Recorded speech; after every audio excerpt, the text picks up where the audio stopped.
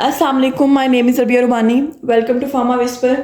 आज जो हमारा टॉपिक है वो हमारा फिजिकल फार्मेसी में से एक टॉपिक है which is rate and order of reaction. ठीक है, ये हमारे पास बहुत इंपॉर्टेंट टॉपिक है। इसमें से क्वेश्चंस 5 पेपर में आ भी जाते हैं, मतलब हमारे पास क्या होता है, पेपर में आ भी जाता है, नहीं भी आता, लेकिन ये करना ज़रूरी है। ठीक है, यह इम्पोर्टेंट है काफ़ी। आप इजी है, बच्चों को काफ़ी मुश्किल लगता है, बट इसको हम एक ही लेक्चर में इजी वे में हम प्रॉपर कवर करेंगे। ठीक है, फर्स्ट ऑफ ऑल हम स्टार्ट करते हैं rate and order of reaction. ठीक है, चैप्टर का नेम है, हम कहते हैं जो chemical kinetics. First of all chemical kinetics क्या होता है, मतलब हम क्या कहते हैं, जो केमिकल रिएक्शन का रेट है ना, उसकी स्टडी को हम क्या कहते हैं, this is called the chemical kinetics. एक रिएक्शन हो रहा है A प्लस बी, उससे प्रोडक्ट बन रहा है C+D, तो इस पूरे रिएक्शन की स्टडी को हम केमिकल काइनेटिक्स कहते हैं।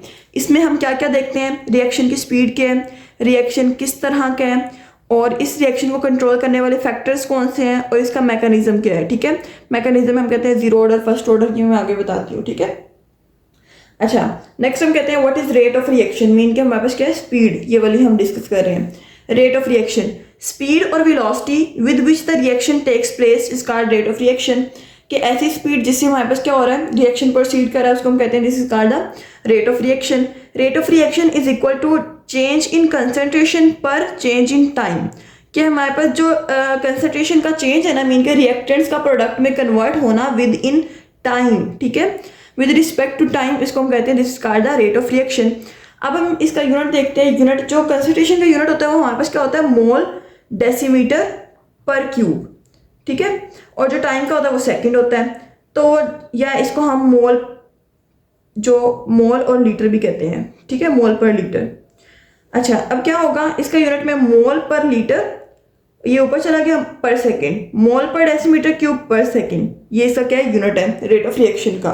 ठीक है, उसके बाद हमारे पास आता है स्पेसिफिक रेट कांस्टेंट। क्या है स्पेसिफिक रेट कांस्टेंट या वेलोसिटी कांस्टेंट।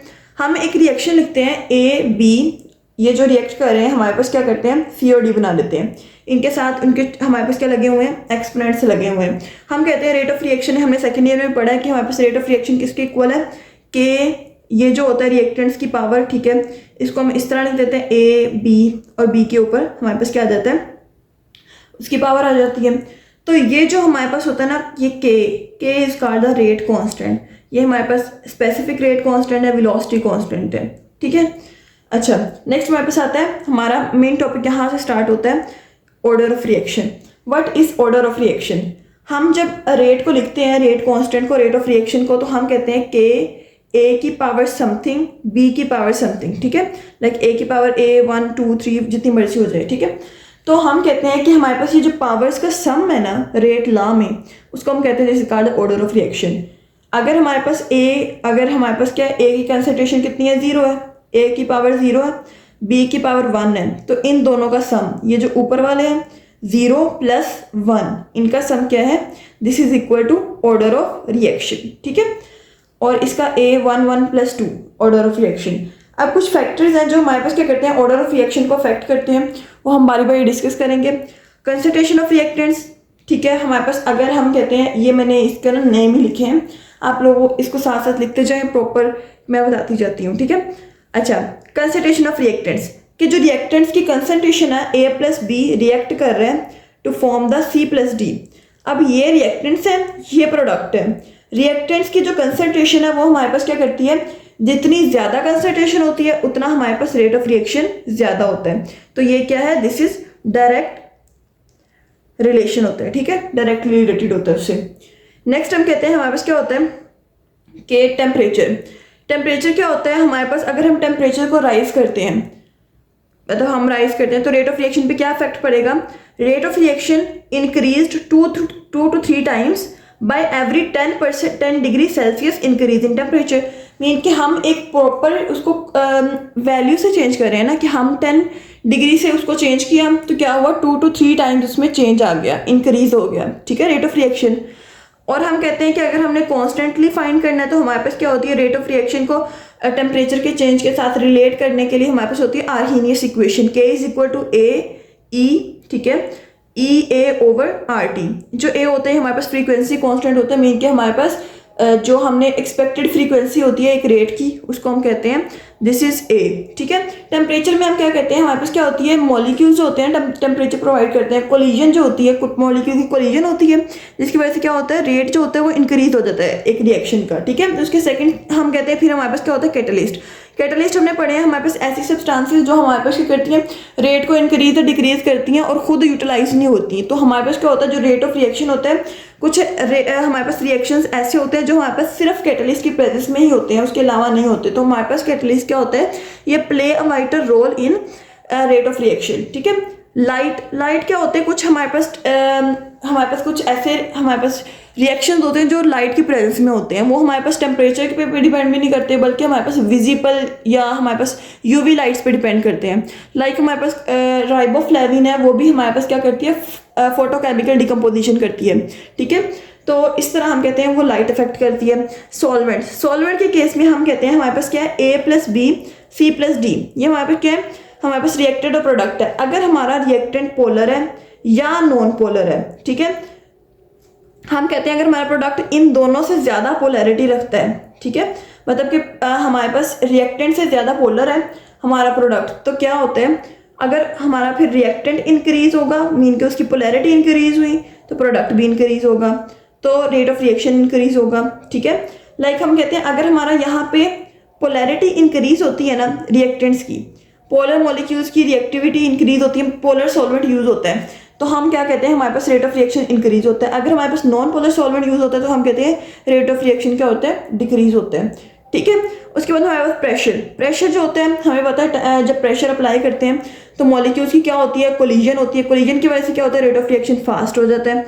आयोनिक स्ट्रेंथ जो होती है ना, ये हमारे पास क्या होता है, इन्वर्स रिलेशन होता है इसका हमारे पास उसके रेट ऑफ रिएक्शन से। जितनी ज़्यादा आयनिक स्ट्रेंथ होती है उतना हमारे पास क्या होता है, कम रेट ऑफ रिएक्शन होते हैं। डाइलेक्ट्रिक कांस्टेंट जो होता है ना, ये हमारे पास एक कांस्टेंट वैल्यू से अफेक्ट करता है। लाइक हमारे पास अगर ये आयंस है, रिएक्टिंग आयंस, इन दोनों में क्या है, ऑपोजिट चार्ज, एक पॉजिटिव है एक नेगेटिव है, तो रेट ऑफ रिएक्शन क्या होगा, इंक्रीज होगा। अगर ये हमारे पास सेम है, हमारे पास एक पॉजिटिव, दोनों पॉजिटिव है दोनों नेगेटिव है, तो हमारे पास क्या होता है, रेट ऑफ रिएक्शन क्या होता है, डिक्रीज होता है। उसके बाद हम कहते हैं हमारे पास मॉइस्चर में हम लेते हैं वाटर क्या होता है, ये बेसिकली हमारे पास सॉल्वेंट होता है। मॉइस्चर जो होता है ये हमारे पास अफेक्ट करता है रेट ऑफ रिएक्शन को, के उसको क्या हमारे पास डायरेक्ट रिलेशन होता है, रेट ऑफ रिएक्शन को हमारे मोस्टली इंक्रीज करता है, ठीक है। ये हमारे पास कुछ फैक्टर्स थे। उसके हम यहाँ पे टाइप्स देखते हैं, हमारे पास क्या है, हमारे पास ऑर्डर ऑफ रिएक्शन की टाइप्स हम डिस्कस करते हैं कि हमारे पास 5 तरह के होते हैं, zero order, first order, second order, pseudo zero order and pseudo first order. जो पहले 3 है ना, like zero order, first order और हमारे पास सेकंड ऑर्डर, इसको हम टेबल में डिस्कस करेंगे, इस तरह आप लोगों को इजीली याद हो जाएगा। जो आगे वाले 2 हैं वो थोड़े से डिफरेंट है, वो मैं बताती हूँ बाद में, ठीक है। जब पेपर में आएगा तो आप लोगों ने लिखना नॉर्मली है, टेबल में नहीं लिखना, तो लेकिन आप लोग को इस तरह जल्दी याद होगा। जीरो ऑर्डर रिएक्शन, रेट जो होता है ना जीरो ऑर्डर में, हमारे पास क्या होता है, rate of reaction is independent of concentration of reactants, mean के हमारे पास क्या है, ये जो हमारे पास रेट है, ठीक है, रेट ला में हम कहते हैं ए यानी कि रिएक्टेंट और बी क्या प्रोडक्ट, तो रेट ऑफ रिएक्शन क्या है, के ए की पावर 0, मीन के हमारे पास रिएक्टेंट्स की पावर 0 के उसके ऊपर डिपेंड नहीं कर रहा, ठीक है, हमारे पास कंसंट्रेशन ऑफ रिएक्टेंट पे डिपेंड कर ही नहीं रहा। जबकि in case first order rate depends on concentration of only 1 reactant, हमारे पास रेट डिपेंड करता है इन दोनों में से 2 रिएक्टेंट्स है ना, एक रिएक्टेंट की कंसंट्रेशन पे, ठीक है। तो हम कहते हैं रेट इज इक्वल टू के ए की पावर 1, मीन के हमारे पास एक कंसंट्रेशन एक रिएक्टेंट की कंसंट्रेशन पे डिपेंड कर रहे हैं। जबकि सेकंड ऑर्डर में हमारे पास 2 रिएक्टेंट्स के कंसंट्रेशन पे डिपेंड करते हैं, A+B, तो ए पे भी डिपेंड करेगा और वो बी पे भी डिपेंड करेगा, ठीक है। ये हमारे पास होता है। इसकी डेफिनेशन आ जाती है एग्जाम्पल में, हम कहते हैं degradation of solution, decomposition of H2O2 catalysed by iodide ion और स्पॉनिफिकेशन ऑफ इथाइल एसीटेट। इसके बाद हमारे पास आते हैं यूनिट को फाइंड करने के लिए एक फॉर्मूला यहाँ पे कि हमारे पास rate constant is equal to mole decimetre per cube 1 - n per second. अगर हमारे पास n क्या है, लाइक हमारे पास जीरो ऑर्डर है, जीरो ऑर्डर में क्या है, हमारे पास इंडिपेंडेंट ऑफ कंसंट्रेशन है, तो हम कहते हैं दिस इज 0, तो यहाँ पे 1 - 0 1, ठीक है। लाइक मैं करके दिखाती हूँ, मोल डेसीमीटर पर क्यूब 1 - n क्या है, इसमें 0, तो हम 0 पुट करेंगे पर सेकेंड। मोल ये क्या है, ये 1 ही हो गया ना, मोल डेसीमीटर पर क्यूब, ये इसकी पावर 1 और पर सेकेंड, तो क्या बना, this is mole decimetre per cube पर सेकेंड। ये इसका आ गया हमारे पास यूनिट। इसके केस में क्या होगा, 1 माइनस 1 0 हो जाएगा। जब 0 पावर आएगी तो पूरा 1 हो जाएगा। तो जब वो 1 होगा तो हमारे पास क्या रह जाएगा, जस्ट पर सेकेंड। और इसको भी हमने ऐसे ही करना है, n की जगह हमने क्या पुट करना है 2, तो इसकी पावर क्या आ जाएगी -1, देन उसको मल्टीप्लाई करके, ठीक है, इस तरह हमने उसका यूनिट निकाल लेना है। लाइक इसमें हमारे पास आते हैं फेडिंग ऑफ कलर। ये 0 ऑर्डर में है कि अगर हम जो कलर फेड होता है वो डिपेंड तो नहीं करता ना कि हमारे पास कितनी कंसंट्रेशन है रिएक्टेंट्स की, बस वो फेड हो जाता है। जबकि in case of first order reaction हम कहते हैं micro organism kill by heat. हमारे पास हीट पे डिपेंड करता है कि कितने माइक्रो ऑर्गेनिज्म क्या होते हैं, किल होते हैं, ठीक है। और हमारे पास cleaning depends on cleaning agent and stain. Cleaning जो होती है वो हमारे पास डिपेंड करेगी कि हमारे पास स्टेन किस टाइप का है, हमारे पास जो क्लीनिंग एजेंट है वो किस टाइप का है, फिर जाके हमारे पास क्या होगी, उसकी क्लीनिंग होगी। तो हमारे पास जहाँ पे 2 चीज़ों पे डिपेंड किया, यहाँ पे एक पे, यहाँ पे डिपेंड ही नहीं किया। कलर का फेड होना, ठीक है, नॉर्मली सी बात है, जब मर्जी हो सकता है, कहीं भी हो सकता है, ठीक है। इसमें हमारे पास क्या होता है, कुछ ग्राफ्स हैं, इसको आप लोगों ने अच्छे से याद करना है, ठीक है, ये एमसीक्यूज में भी आ जाते हैं। रेट जो होता है उसका कंसंट्रेशन के साथ क्या है, हमारे पास ये कांस्टेंट है, मैंने कहा था इंडिपेंडेंट है। इसमें क्या है, डायरेक्टली रिलेशन है, तो स्लोप इज इक्वल टू के, ठीक है। और इसमें हमारे पास के स्क्वायर, मीन के हमारे पास 2 चीज़ों पे डिपेंड कर रही है।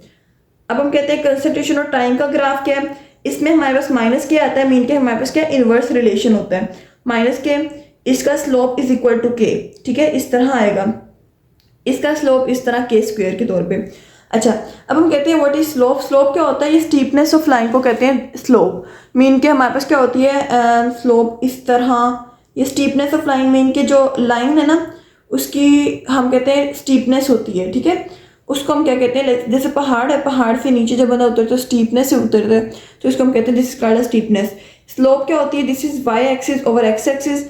ये हमारे पास क्या करता है, हमें कुछ फॉर्मूला, अगर हमारे पास क्या होता है लाइक v ओवर आई, अगर हमारे पास हम इस तरह दे दिया जाता है और उसे हमारे पास कहा जाता है कि बताएं कौन सा किसका फॉर्मूला है। लाइक हमारे पास क्या है, y पे v है, i पे क्या है, हमारे पास x पे i है, तो क्या बना v ओवर आई। v ओवर आई हमने पढ़ा है कि हमारे पास किसका फॉर्मूला होता है, रेजिस्टेंस का फॉर्मूला होता है। तो स्लोप जो होती है वो हमें बताती है रेजिस्टेंस का, इस तरह हम फाइंड कर लेते हैं, ठीक है।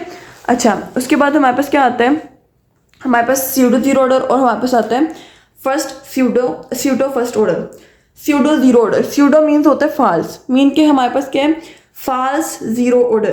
के फॉल्स जीरो ऑर्डर मीन के हमारे पास होता तो फर्स्ट ऑर्डर है लेकिन बिहेव करता है जीरो ऑर्डर, मीन की क्या है फॉल्स जीरो ऑर्डर। लाइक हमारे पास क्या होता है कि ये कंसंट्रेशन ऑफ वन रिएक्टेंट पे डिपेंड करेगा, लेकिन ओवरऑल कंसंट्रेशन क्या रहेगी, हमारे पास कांस्टेंट रहेगी। लाइक हमारे पास एग्जांपल में हम कहते हैं, हमारे पास एग्जांपल में आता है degradation of drug in suspension. ये मैं जो फार्मास्यूटिकल एप्लीकेशंस पढ़ाऊंगी ना उसमें ये वाला पॉइंट क्लियर होगा आपका, ठीक है। स्यूडो फर्स्ट ऑर्डर, इसमें हम कहते हैं कि pseudo false first order, mean के होता तो सेकंड ऑर्डर है बट वो बिहेव करता है लाइक फर्स्ट ऑर्डर। लाइक हमारे पास क्या है, हमारे पास 2 रिएक्टेंट्स हैं, एक की पावर 2 है, एक की 1, वैसे के वैसे है, तो हमारे पास 2 रिएक्टेंट्स इन्वॉल्व हैं। लेकिन ये डिपेंड किस पे करेगा, ये डिपेंड करेगा एक रिएक्शन पे, उस रिएक्शन पे जो हमारे पास क्या एक्सेस में है। तो एक्सेस में वही होगा ना जो 1 से ज़्यादा होगा, तो हम कहते हैं उस पर डिपेंड करता है। होता तो सेकंड ऑर्डर बट बिहेव कर रहा है लाइक फर्स्ट ऑर्डर, ठीक है। उसके बाद हमारे पास एग्जाम्पल में आता है हाइड्रोलिसिस ऑफ ईस्टर और सिफोटेक्साइन सोडियम ड्रग फॉलो करती है इस वाले मैकेनिज्म को, ठीक है। ये हमारे पास इंपॉर्टेंट एमसीक्यूज है कि रेट डिटर्मिनिंग स्टेप क्या होता है, always a slow step is rate determining step, ठीक है। अच्छा, उसके बाद हम पढ़ते हैं हमारे पास क्या होती है हाफ लाइफ। हाफ लाइफ इसका मैं एक जनरल ओवरव्यू देती हूँ। एक ड्रग है, ये हमने एक ड्रग बनाई है, ठीक है। एक ड्रग जो होती है वो कितने टाइम में अपनी हाफ हो जाती है, ठीक है। लाइक हमारे पास क्या हो जाएगी, अगर यहाँ पे क्या है इस ड्रग में हमारे पास 100% है, वो ड्रग क्या हो जाएगी 50% हो जाएगी। कितने टाइम में, उस टाइम पे हम क्या कहते हैं this called half life. Period of time required by drug to decrease by its amount by 50%, mean के हमारे पास क्या होती है एक ड्रग है वो हमारे पास 50% रिड्यूस हो जाएगी किस पीरियड में, जिस पीरियड में होगी उसे हम कहते हैं this called the half life. 50 से देन 25 में होगी उतने ही पीरियड में, इस पीरियड में, और उससे अगले पीरियड में हाफ हो जाएगी, फिर इससे अगले पीरियड में इसकी हाफ हो जाएगी। इस तरह हमारे पास क्या हो जाती है हाफ लाइफ, ठीक है। तो T1/2 इसको हम हाफ लाइफ कहते हैं। ये हमारे पास क्या होता है natural log of 2 over rate constant, ये इसका फॉर्मूला है। इसके भी 3 होते हैं, जीरो ऑर्डर, फर्स्ट ऑर्डर, हमारे पास सेकंड ऑर्डर। जीरो ऑर्डर में हम कहते हैं कि हमारे पास हाफ लाइफ जो होती है डायरेक्टली प्रोपोर्शनल करती है इनिशियल कंसंट्रेशन पे। हाफ लाइफ और ऑर्डर ऑफ रिएक्शन, इनमें दोनों में डिफरेंस है, ठीक है। जो हमने पढ़ा था ऑर्डर ऑफ रिएक्शन, वो क्या करता है, वो डिपेंड नहीं करता हमारे पास इनिशियल कंसंट्रेशन पे, बट ये हमारे पास क्या कर रहा है, डिपेंड कर रहे हैं।